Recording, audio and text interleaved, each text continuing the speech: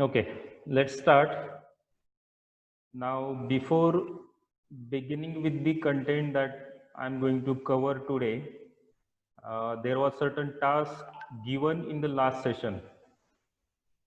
If you are able to recall that the task, it was related to pressure cooker. The question was, with the help of pressure cooker, how we reduce the energy consumption, or what exactly happens in the pressure cooker that leads to reduction in the energy consumption. I hope all of you have searched it on the Google or wherever it is possible, and now you have the answer for this one. So unmute yourself and speak. What exactly happens in the pressure cooker that leads to reduction in energy consumption? Or why food gets prepared earlier in pressure cooker compared to open pot? Anybody, unmute yourself and speak. This point is related to the point that I am going to cover today. So let's start with the discussion and let me know what you have got. Unmute yourself and speak. Anybody. In fact, all of you are supposed to answer to this question, but I am saying anybody. Should I call name of individual student?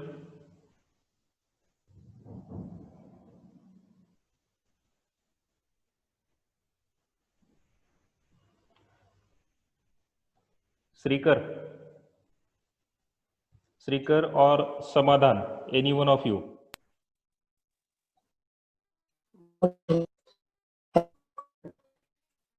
Yes. Your voice is break. Your voice is not. Hello. Yes. Now. Yes, it is clear now. Sir, network problem, sir. Network problem आहे. Hello. ठीक आहे, चालेल. Mute कर हो sir. स्वतःला. ठीक आहे sir. Yes. Rishikesh DK. हाँ sir. Hello. What do you want to say about that one? Pressure cooker. What exactly happens over there?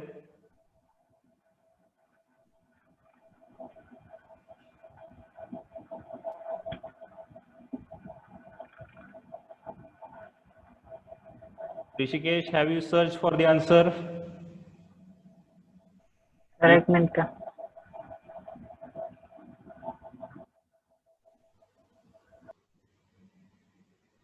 Hurry up, hurry up. We are not supposed to waste more time on this one. So hurry up. Ankit Sutar. Yes, sir. Yes, please. You want to say something?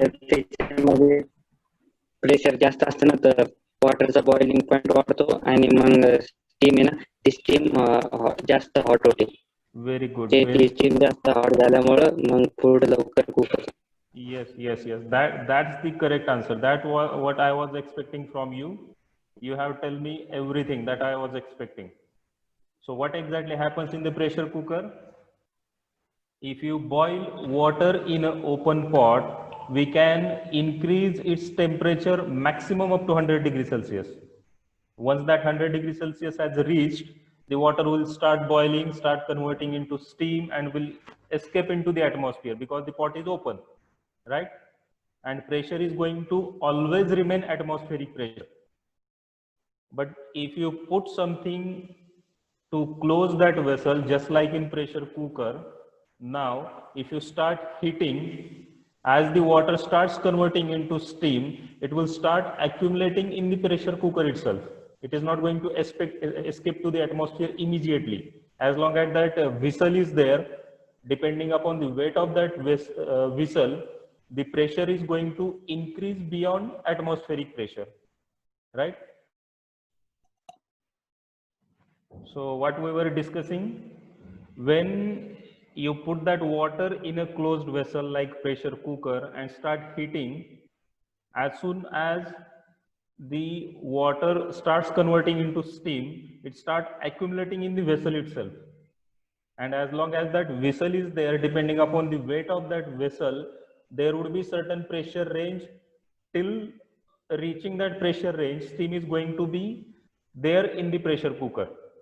And because of that one, we can increase the pressure above atmosphere. And as we keep increasing the pressure above the atmosphere, the boiling point of water will keep increasing. Boiling means exactly what exactly happens over there. Boiling means it is basically conversion of water into steam, and before that it is separation of water molecules from each other. When it is in water form, molecules are connected together. When it gets converted into steam, molecules are separated from each other. And to separate those molecules or water molecules from each other, we need to provide certain energy. And when you are heating that water in open atmosphere, like in open pod, the amount of energy required will be less. But when you put it in a vessel, close it, when you increase the pressure, because of increase in the pressure, you need to provide now more amount of energy to separate those molecules. So instead of boiling at 100 degrees Celsius, now water will boil at certain higher temperature depending upon the pressure range. Increase the pressure, the boiling point will keep on increasing, right? So when you put that water in a pressure cooker, you can increase the temperature of water beyond 100 degrees Celsius, which is not possible in case of open pot. In open pot, you can reach maximum up to 100 degrees Celsius. Beyond 100 degrees Celsius is not possible. Water will start converting into steam and escape into the atmosphere. But that is not the case in case of pressure cooker. So there we can increase the boiling point of water. So water can boil at certain higher temperature than the 100 degrees Celsius, and as we can increase the temperature of water, the food can get cooked earlier than the open vessel, because their maximum temperature is 100, whereas in pressure cooker that could be above 100 degrees Celsius. That's why in pressure cooker food gets prepared earlier compared to open pot, right? Anybody has any query? You can ask. If you have any query, unmute yourself and ask. No, sir. Yes, please.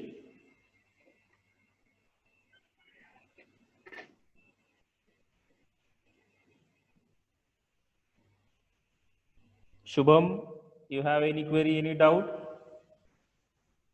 No, sir. Okay, so should I proceed further?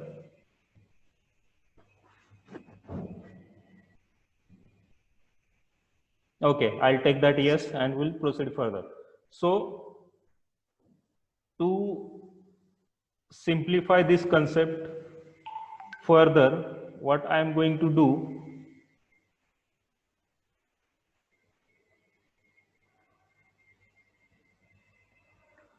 suppose I have got a ice cube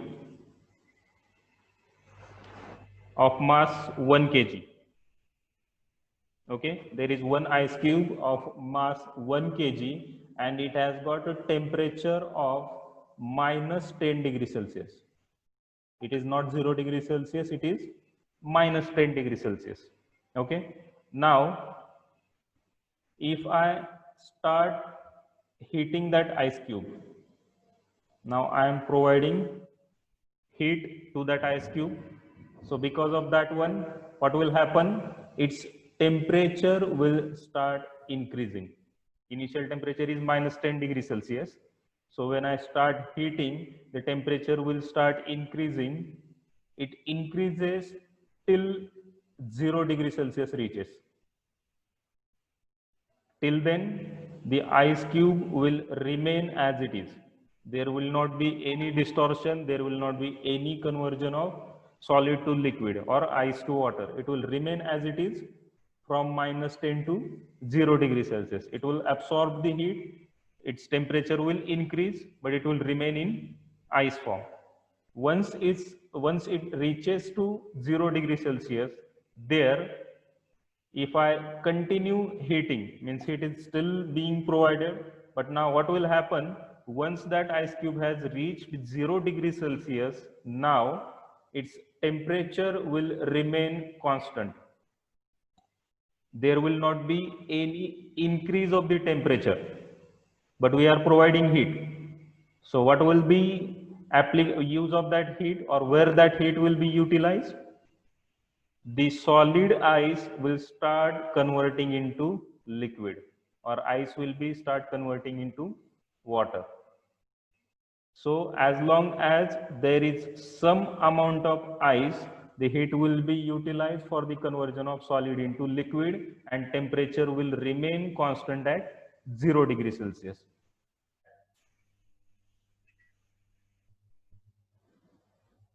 There is some ice cube of mass 1 kg, and temperature of that ice cube is minus 10 degrees Celsius, right? So we are providing heat to that ice cube. Because of that one, its temperature will increase from minus 10 to 0 degrees Celsius. Ice cube will remain as it is, and once it has reached to a 0 degrees Celsius, there that 0 degrees Celsius will remain constant, and the heat will be now used for the conversion of solid to liquid, or for the conversion of ice into water. Once that all the ice has got converted into water, temperature is still 0 degrees Celsius, and at 0 degrees Celsius itself, by using the supplied heat, all the ice will be get converted into water. Now once we have conversion of that all the ice into water, the temperature will now start increasing above 0 degrees Celsius. The temperature was still constant at 0 degrees Celsius till the conversion of all the ice into water. Now once I have got all the water, the temperature will now start increasing above 0 degrees Celsius, and it will keep increasing till 100 degrees Celsius. Initially minus 10 a solid ice, minus 10 to 0 solid ice, at 0 conversion of ice into water, we are still continue with heating. Heating is still continue. Once we have got that water, now the temperature will start increasing till 100 degrees Celsius, and once we have got the 100 degrees Celsius, now the water will start converting into steam. Now again this 100 degrees Celsius will remain constant, just like over here where 0 degrees Celsius was constant and there was conversion of solid to liquid. Similarly over here 100 degrees Celsius will remain constant, and there will be conversion of water into steam. So we are continue heating, but now heat is being utilized for the conversion of water into steam, and temperature is constant 100 degrees Celsius. Okay, and once that all the water has got converted into steam, that temperature will start further increasing, and that is nothing but the temperature of the steam. Initially steam is going to be having some moisture content. On further heating it will convert into dry steam. On further heating it will be converted into superheated steam. So that way temperature will increase, but that will be after 100 degrees Celsius, when all the water has got converted into steam, right? So this whole relation I have plotted on this graph. So now if you look at this graph, suppose this is our minus 10 degrees Celsius from where we started the heating. From here, with supplied heat, the temperature has got increased till 0 degrees Celsius, and at 0 degrees Celsius there is a melting, that is conversion of solid into liquid or ice into water. That process is going to occur at 0 degrees Celsius. We are continue supplying the heat. Heat is not stopped. We have started at minus 10 and we are still continuing with it. Now, once all the ice has got converted into water at 0 degrees Celsius, now with further heating, the temperature will keep increasing till 100 degrees Celsius, and at 100 degrees Celsius, again temperature will remain constant, and that is vaporization, that is conversion of water into steam. And once all the water has got converted into steam, its temperature will then start increasing once all the water has got converted into a steam. You got this curve, you got whatever I have explained till this point. If you have any query, any doubt, please ask me.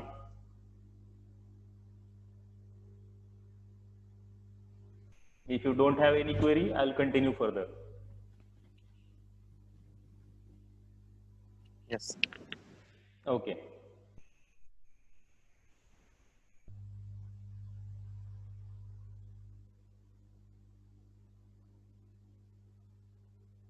I'll erase the annotation. So here,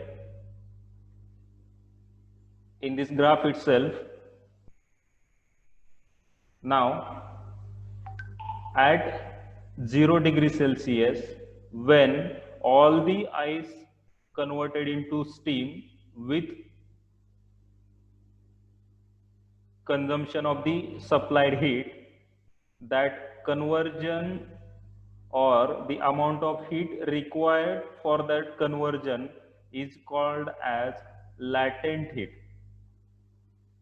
Basically, latent heat is nothing but the amount of energy absorbed or released during the phase change of the substance. What are the various phases of the substance? Solid, liquid, gaseous. 3 phases are there.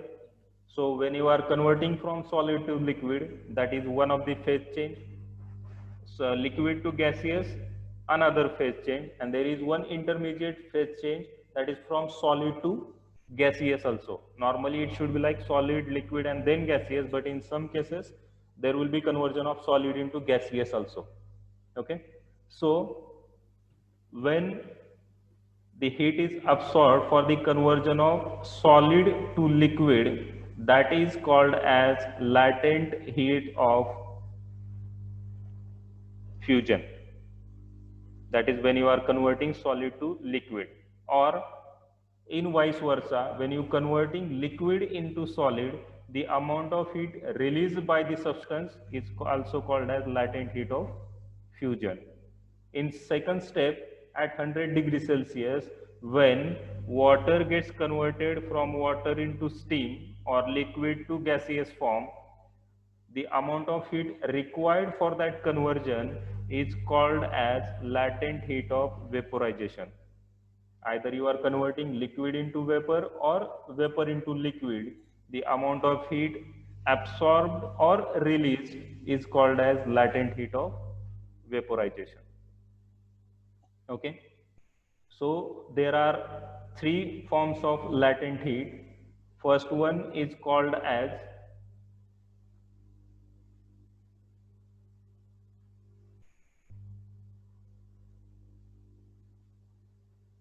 when solid is converted into liquid,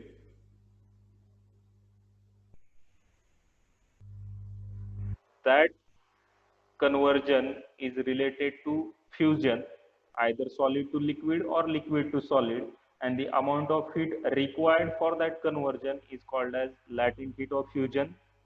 When you are converting liquid to vapor or vapor to liquid, the amount of heat involved is called as latent heat of vaporization. And in some cases, when solid directly gets converted into vapor, the amount of heat involved is called as latent heat of sublimation. Basically, these 3 are the phase change processes: fusion, vaporization, and sublimation. Solid to liquid fusion, liquid to vapor vaporization, and solid to vapor sublimation. And the amount of heat involved is latent heat of fusion, latent heat of vaporization, and latent heat of sublimation. Now, if I compare this latent heat with sensible heat, what is the difference between those two?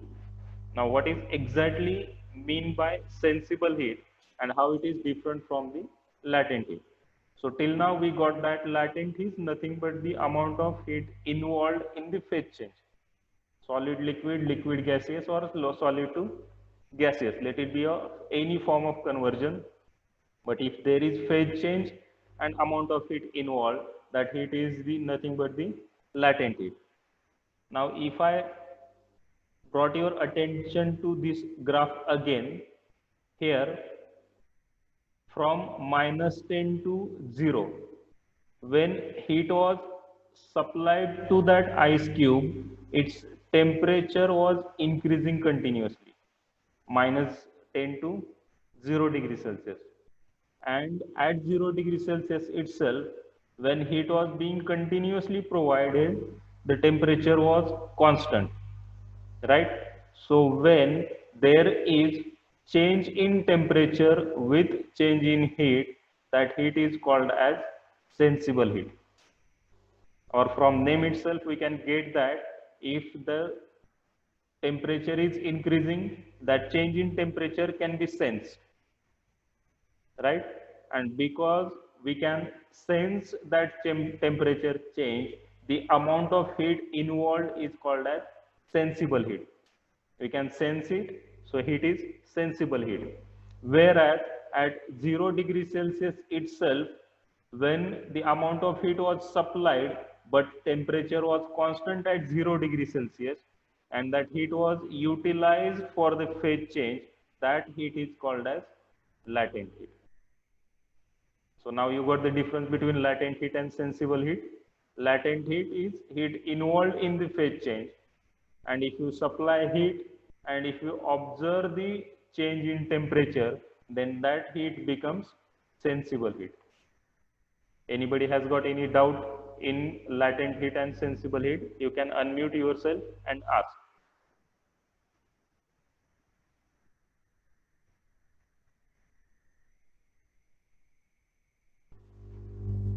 I'll wait for a few seconds. If you have any query, you can ask me. There must be some doubt, there must be some query, because the concept is not that easier. It is interesting word, but not that easier. So there has to be some query or doubt.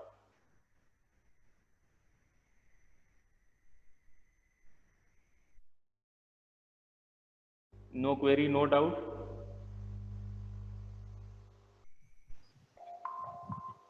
Mandar.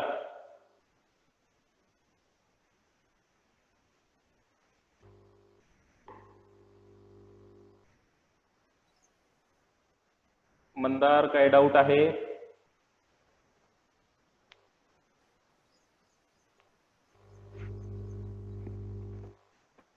Sumit sir sensible heat सांगा बरं परत. Sensible heat एकदम सोप्या भाषेमध्ये सांगतो मी. Sensible heat आणि लॅटेंट heat म्हणजे काय ते.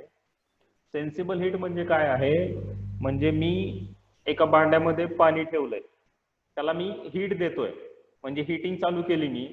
आता ते हीटिंग चालू केल्यानंतर त्या पाण्याचं टेम्परेचर हे जसं जसं मी हीटिंग कंटिन्यू करेल तसं तसं टेम्परेचर वाढत जाईल, बरोबर. म्हणजे ज्या अमाऊंट मध्ये मी हीट सप्लाय करतोय त्या अमाऊंटच्या प्रोपोर्शन मध्ये त्या पाण्याचं टेम्परेचर वाढणार आहे, बरोबर. म्हणजे त्या हीटमुळे जो टेम्परेचर चेंज होणार आहे तो मी सेन्स करू शकतो, म्हणून त्याला मी काय म्हणतो, सेन्सिबल हीट. आता त्याच पाण्याचं टेम्परेचर वाढत जाऊन 100 डिग्री सेल्सिअस रीच झालं. ओपन भांड आहे, 100 डिग्री सेल्सिअस रीच झालं. आता 100 डिग्री सेल्सिअस रीच झाल्यानंतर मी हीटिंग कंटिन्यू करतोय, हीटिंग बंद नाही केलेली आहे, राईट. 100च्या अगोदर काय होतं, मी जशी जशी हीट सप्लाय करतोय तसं तसं टेम्परेचर वाढतंय, म्हणजे मी तो टेम्परेचर चेंज सेन्स करू शकतो. तर तो टेम्परेचर चेंज सेन्स करू शकतो म्हणून मी त्या सप्लाय केलेल्या हीटला काय म्हणतो, सेन्सिबल हीट. पण जेव्हा 100 डिग्री सेल्सिअस रीच झालंय त्याच्यानंतर काय होतं, त्या पाण्याचं टेम्परेचर वाढत नाही. जी काही मी हीट सप्लाय करणार आहे ती हीटचा वापर काय होतो, for the conversion of water into steam. मात्र त्याचं टेम्परेचर किती राहतं, 100 डिग्री सेल्सिअसच. ते 100 कॉन्स्टंट राहतंय, म्हणजे मी जी हीट प्रोव्हाइड करतोय त्याच्या प्रोपोर्शन मध्ये मला काही टेम्परेचर चेंज दिसतोय का, नाही दिसत. तो मी सेन्स करू शकतो का? नाही करू शकत, कारण टेम्परेचर कॉन्स्टंट आहे, बरोबर. म्हणून जी हीट मी प्रोव्हाइड करतोय ती हीट युटिलाइज होते फेज चेंज साठी, आणि त्या हीटला मी म्हणतो लॅटेंट हीट. वेअरॅज ज्या ठिकाणी हीट बरोबर टेम्परेचर वाढत होतं किंवा तो टेम्परेचर चेंज मी सेन्स करू शकत होतो, तर त्या टेम्परेचर चेंजला जी रिस्पॉन्सिबल हीट आहे त्याला मी म्हणतो सेन्सिबल हीट. समजला difference? If you still have any query, any doubt, you can ask again.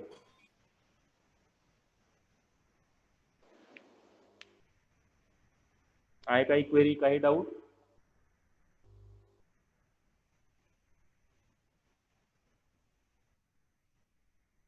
Okay, the meeting will end in 1 minute. You are supposed to join meeting with the same link again. Okay, I'm going to end this meeting right over here. You are supposed to join again with the same link. At the moment there are 21 participants. In the next session also there has to be 21 participants. Okay, I'm ending this meeting.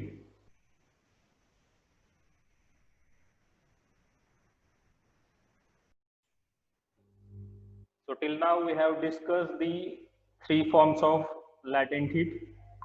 Latent heat of fusion for the conversion of solid into liquid or liquid into solid. Latent heat of vaporization for the conversion of liquid into gaseous form or gaseous into liquid form. And third one is latent heat of sublimation, that is conversion of solid into liquid or liquid into solid into gaseous or gaseous into solid. There will be that regular cycle won't be there, that is conversion of solid into liquid and liquid into gaseous. Instead of that one, the solid will be directly converted into gaseous form.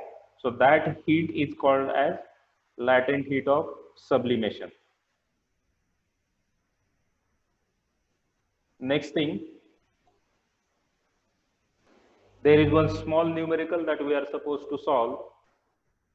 Now if you read this statement, we need to find specific heat of a unknown substance, that is some metal, and its specific heat is unknown to us, and we need to find that specific heat. So what we are going to do for that one, the statement is determine the specific heat of unknown metal with a mass of 23.8 gram.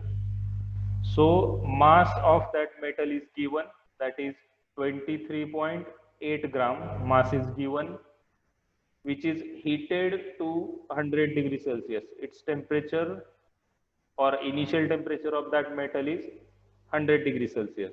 Now that heated metal has been dropped in a calorimeter containing 50 gram of water at 24 degrees Celsius. Means that hot metal has been dropped in some vessel, that is calorimeter, that contains a water. Mass of water is given 50 gram and temperature of water is 24 degrees Celsius. So its initial temperature is 24 and mass is 50 gram. And as a metal of 100 degrees Celsius is dropped in a water of 24 degrees Celsius, obviously the metal is going to lose the heat to water, water is going to gain the heat, and the final temperature of that mixture or that system is going to be increased to 32.5 degrees Celsius.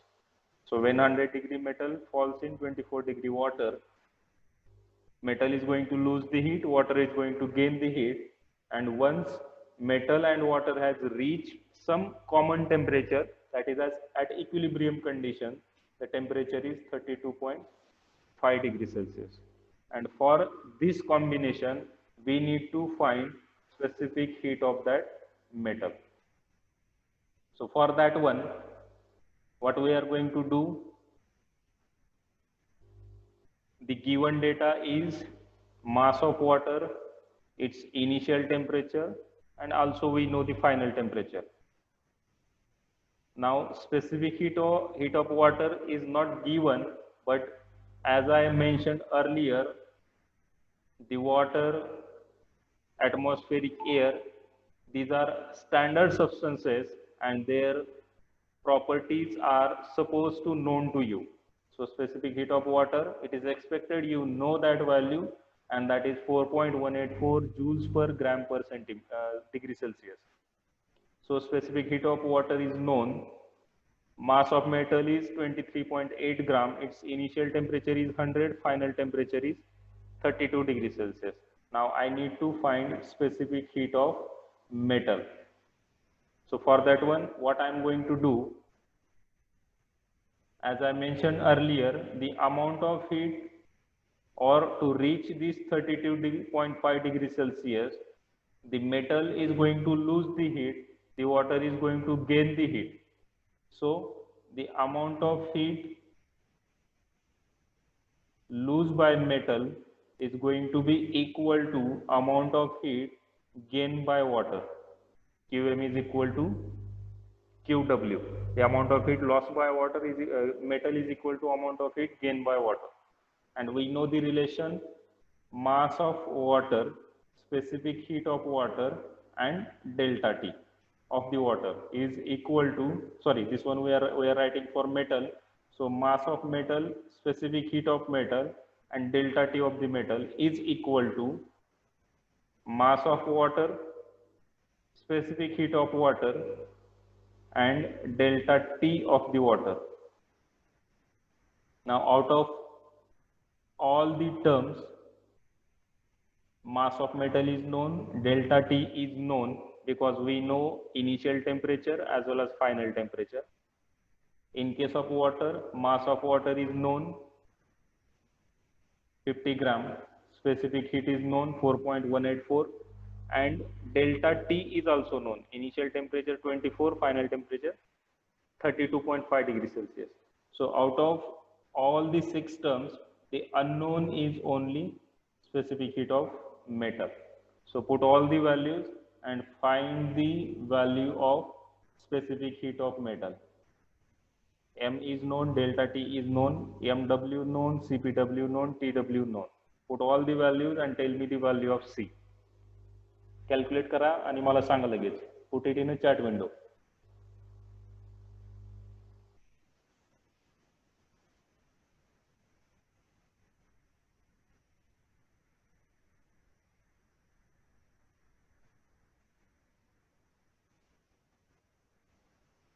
If you have any doubt, you can ask.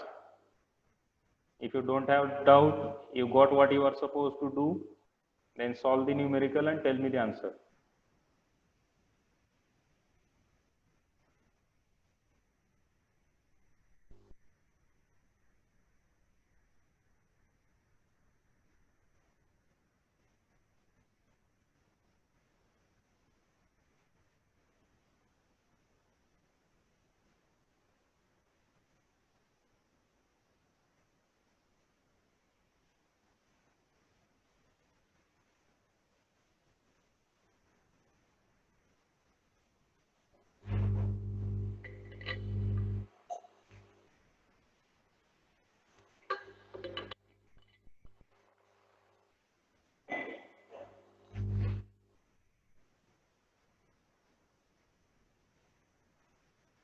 प्रतीक काही doubt आहे? Solve करू शकतो numerical? Sir ते metal मध्ये delta T 32.5 minus 100 बरोबर नाही. Final नाही, normal temperature मध्ये काय करतो आपण, जेव्हा आपण हीट सप्लाइड किंवा हीट लॉस काढायची असते, T higher minus T lower घ्यायचं नेहमी. फायनल मायनस इनिशियल नाही घ्यायचं, नेहमी higher minus lower. Okay sir.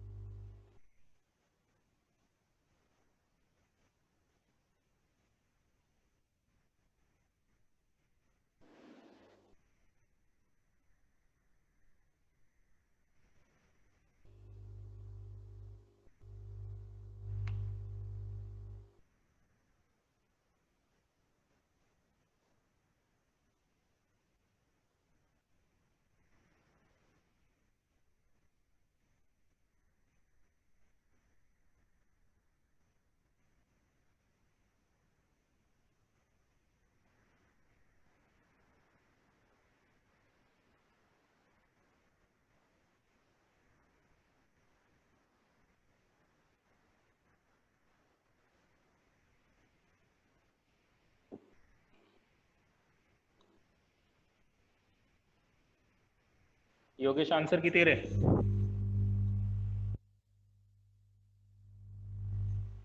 Yogesh आणि चव्हाण बाळू आन्सर किती आलं सांगा मला.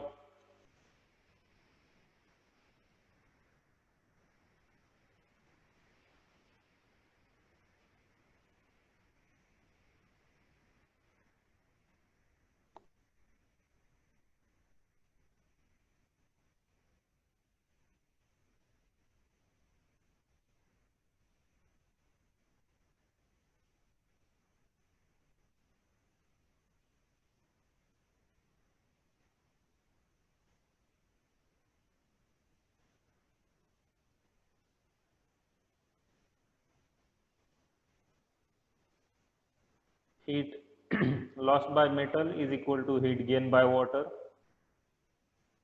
So mass of metal into specific heat of metal Cm into T higher minus T lower. So 100 minus 32.5 is equal to mass of water that is given, specific heat of water that is also given, into delta T is 32.5 minus 24. Now put all the values. The unknown is this specific heat of metal. So that C you need to find joules per gram per degree Celsius.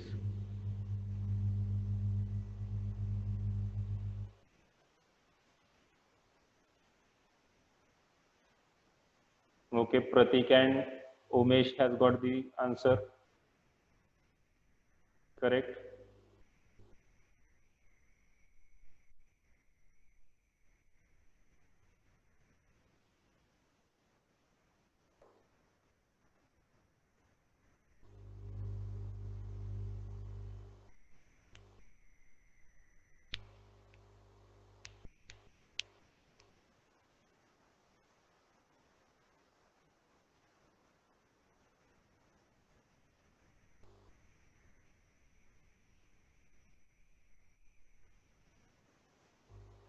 Ankit, correct.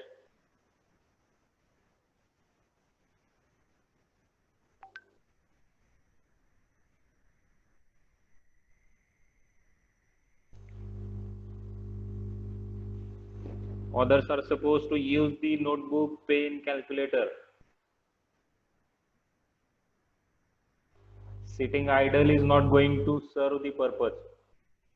आपण काय movie पाहण्यासाठी जमा नाही झालेलो इथे.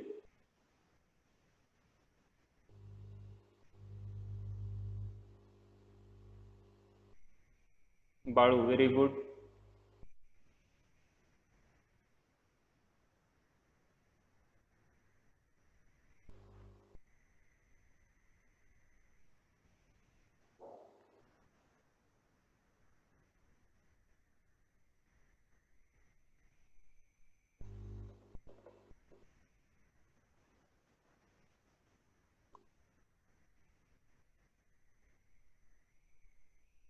Rishikesh, correct.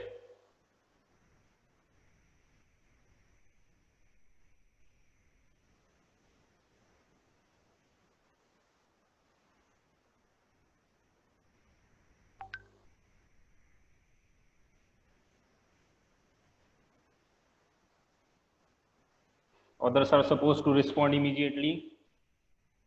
We are moving to the next slide.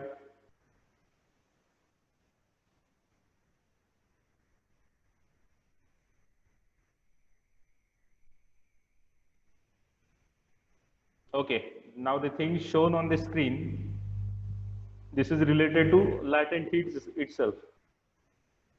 So in numericals, when you are solving numericals and you need to find the amount of heat, if there is temperature change, then you can calculate that heat by using relation Q is equal to M into specific heat, mass into specific heat into delta T, right? Because there is change in temperature. So if you take product of that change in temperature with mass and specific heat, you can calculate the amount of heat interaction. But in some cases, when there isn't any change in temperature, just like in case of latent heat, we know that in case of latent heat, that temperature is going to remain constant. And when that temperature is going to remain constant, how do we suppose to calculate the value of Q? Or how do we suppose to calculate the heat interaction? So for that one, there is some additional relation that we are going to see. Suppose there is a mass of 10 kg of water, and that is being converted from water to steam. Then how do I suppose to calculate the amount of heat involved for that conversion? So how can I calculate that one? For that one, I need to know the latent heat of vaporization. And when I have the value of latent heat of vaporization, I can take product of that latent heat of vaporization with mass of water, then I will get the amount of heat involved. So Q is equal to M into LBU, mass of liquid into latent heat of vaporization. Similarly, in case of fusion also, if I want to calculate the latent heat of fusion, I need to take product of mass of that solid into latent heat of fusion. And if I take product of those two, I'll get the amount of heat involved. Those two things are required when you are going to solve the numericals. So for that one, I have included this slide over here. So we are going to, or we are ending the unit number 1 over here. As I mentioned in the previous class, there are only few slides left with the unit number 1. We are going to finish those slides and then we are going to proceed to the unit number 2. So here we are going to conclude the unit number 1. So till now, if you have faced any difficulty, if you have any query related to any point that we have covered in lectures in the past, you can unmute yourself and ask. Now we are going to move towards unit number 2. So before that, it would be better if we clear all the queries related to unit number 1. So if you have any query, unmute yourself and ask. If you are hesitant to unmute yourself and speak, you can put it in a chat window also, in a private chat. You can send that message directly to me. I will respond to your query. Whichever is comfortable. Sir questions तर त्या thermometer वरती questions तेवढेच येतात का? हां, त्या 3च type आहेत त्याच्यामध्ये. त्याच्यामध्येच डेटा चेंज होऊन न्यूमेरिकल येतात. ही कशी येईल सर? तुम्ही जितकं शिकवलं तेवढं. हो हो हो, झेरॉथ लॉ विचारला जाईल आणि एक्सप्लेन म्हणजे explain any of the thermocouple विचारलं जाईल, sorry any of the thermometer विचारलं जाईल, किंवा explain working principle of thermocouple विचारलं जाईल, explain working principle of radiation pyrometer, असे 2 कपल केलेले असतील. Zeroth law plus working principle of any of the thermometer. They will specify to talk about any specific thermocouple, or that will be given, choice will be given to you. You can write on any of the thermometer.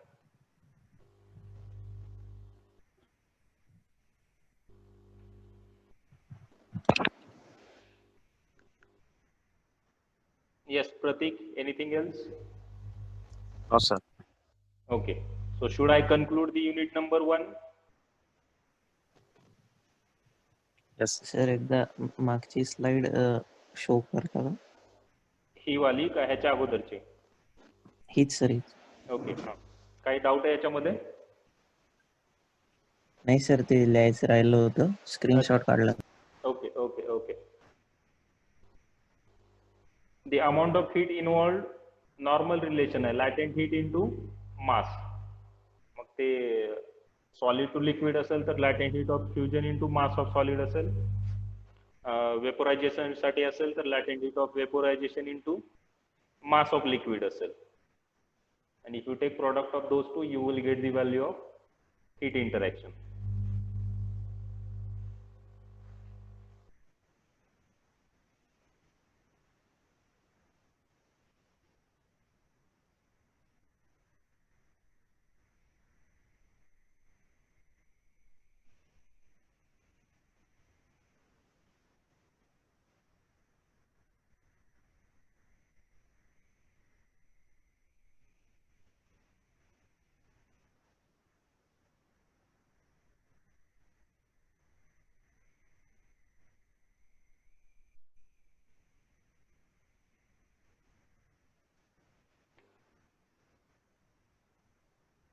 Okay, so now we are going to start with the unit number 2.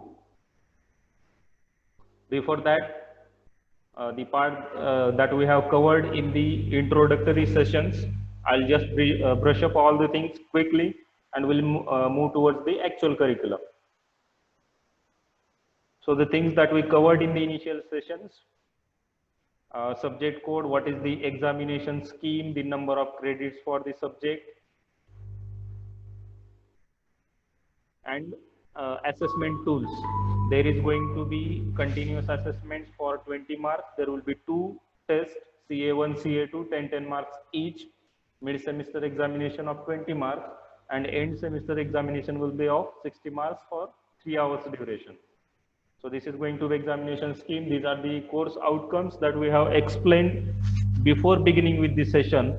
Now what you are supposed to do, you need to read the CO1. As I mentioned earlier, CO1 is going to deal with the unit number 1, and unit number 1 we already have covered. So read the statement of CO1 and ask yourself whether you are able to do this one.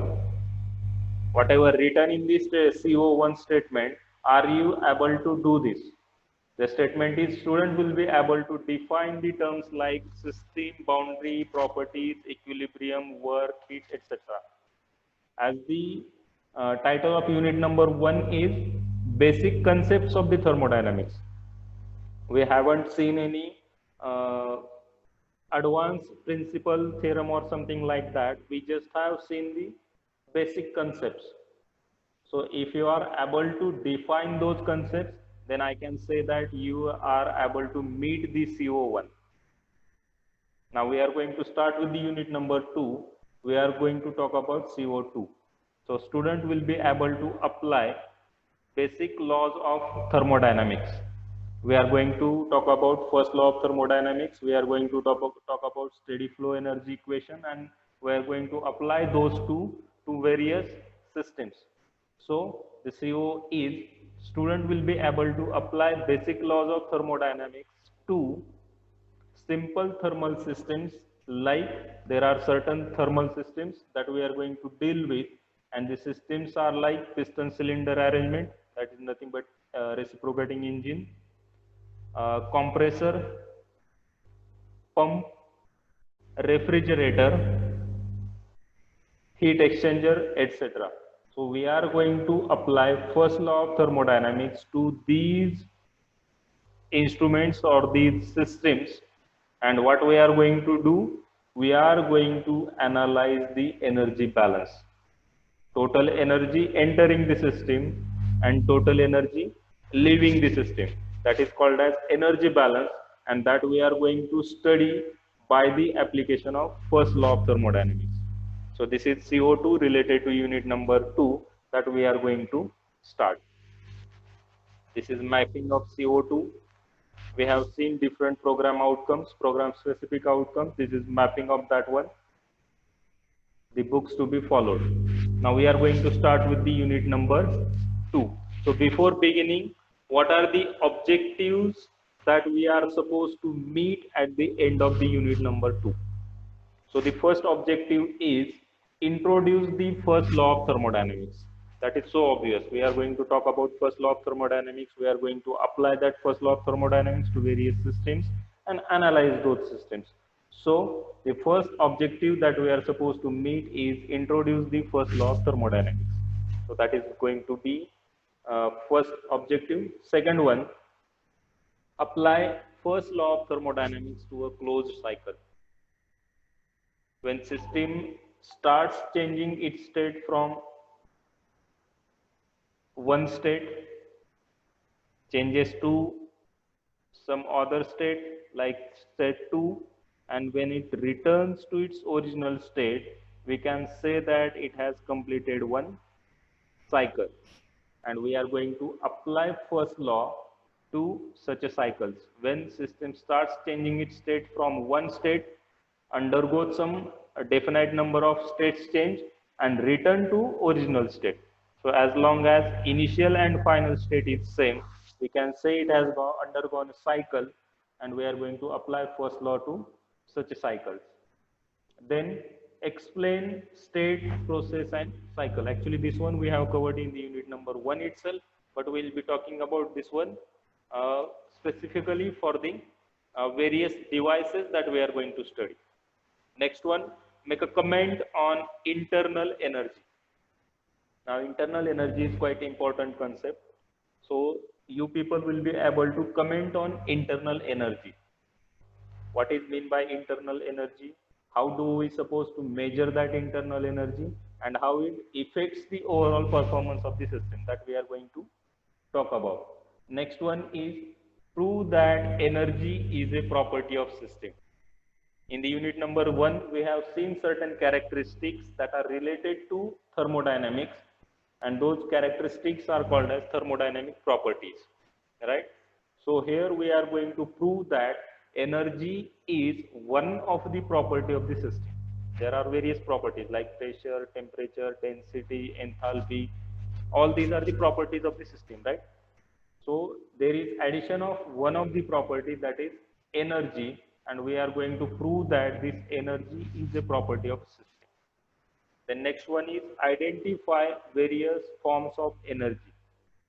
Now there are various forms of energy, just like as I explained in the first unit itself. When you are running a bicycle, you are having kinetic energy, right? You are moving bicycle in certain direction with certain velocity. It means that you are having certain kinetic energy. If somebody comes in between or some obstacle is there, you are supposed to apply the brake. So when you apply the brake, because of friction of the brake pedal and the wheel rim, the kinetic energy will be get converted into heat, sound, and some other forms of energy, right? So such various forms of energy that are involved when you are studying thermodynamic system, and we are going to talk about all those forms of energy. The next one, explain the PMM1. PMM1 stands for perpetual motion machine of first kind. One stands for first kind. So what is exactly PMM1?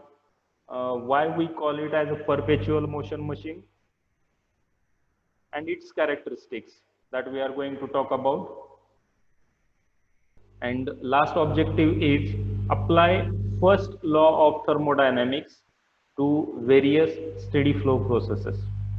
So before that, we'll be talking about what is meant by steady flow process, or when we say that the flow across the system is of steady manner.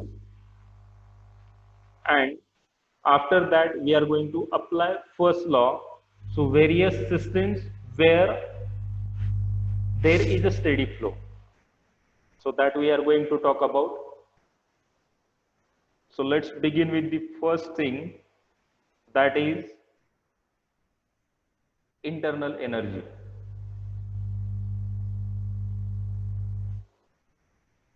Now what is mean by internal energy and how it affects the performance of system? Now I'll take one simple example.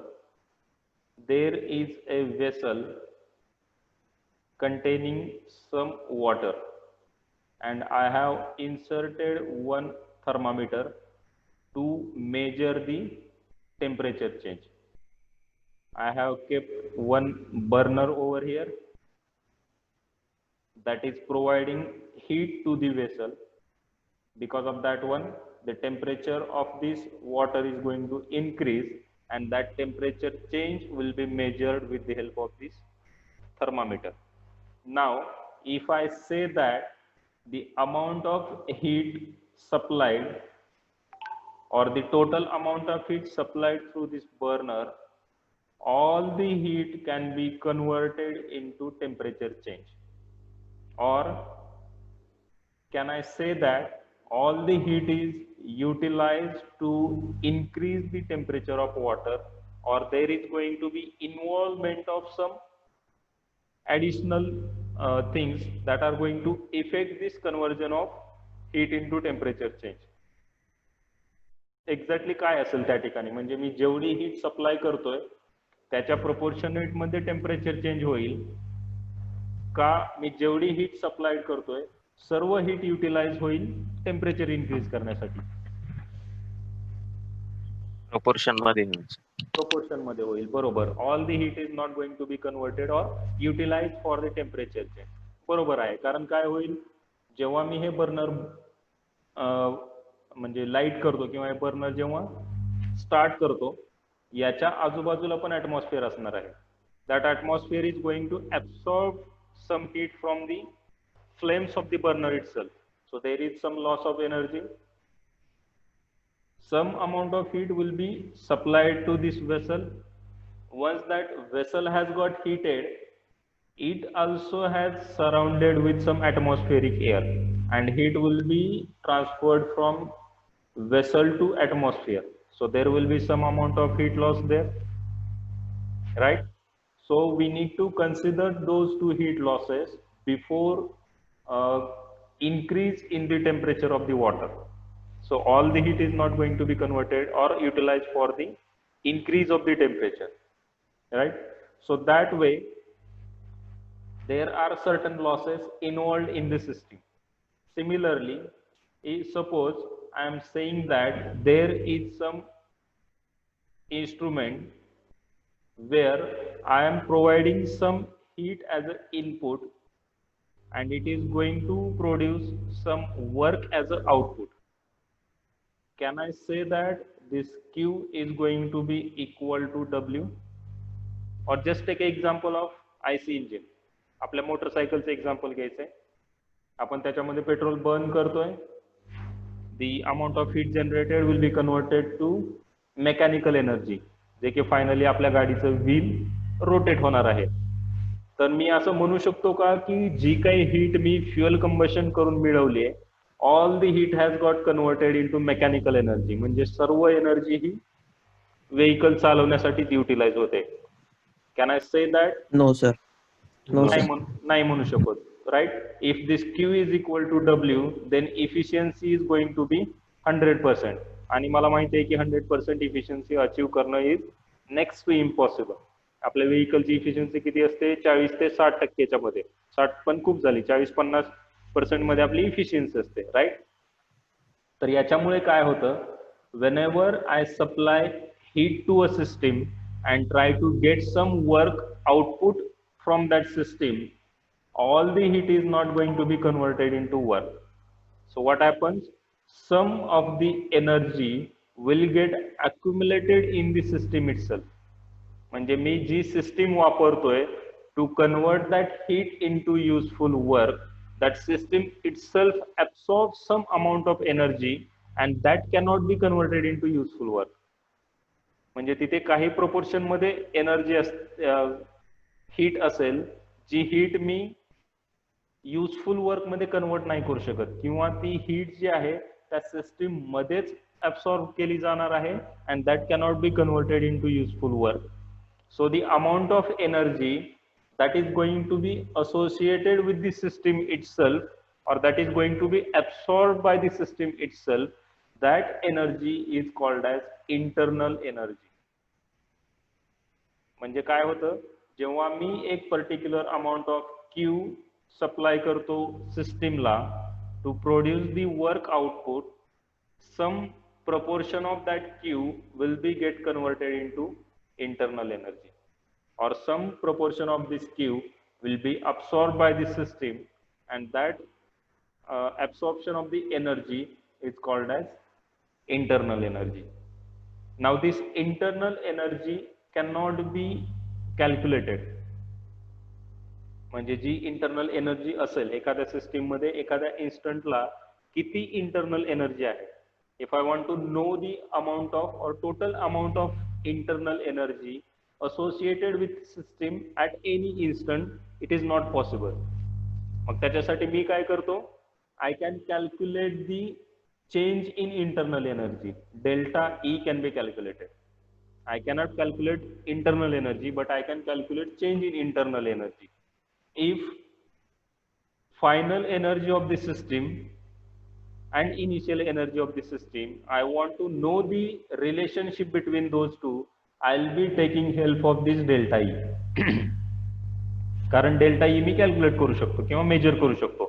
Now if this delta E is greater than 0, then I can say that final internal energy is greater than initial internal energy. Whereas if this delta E is less than 0 or negative, then I can say that final energy is less than initial energy. म्हणजे final energy ही initial energy पेक्षा कमी झाली किंवा energy decrease झाली. आणि जर ते 0 पेक्षा जास्त असेल तर एनर्जी इन्क्रीज झाले, because final energy is more than initial energy. हे मी करू शकतो. मग आता हे डेल्टा ई कसं कॅल्क्युलेट करायचं, तर त्याच्यासाठी माझ्याकडे एनर्जी इक्वेशन आहे that I have got from the first law of thermodynamics. Q is equal to delta U plus W. असं आपल्याला एक इक्वेशन माहित आहे. Q is equal to delta U plus W. Delta U stands for the change in internal energy, work interaction of the system, and Q is heat interaction of the system.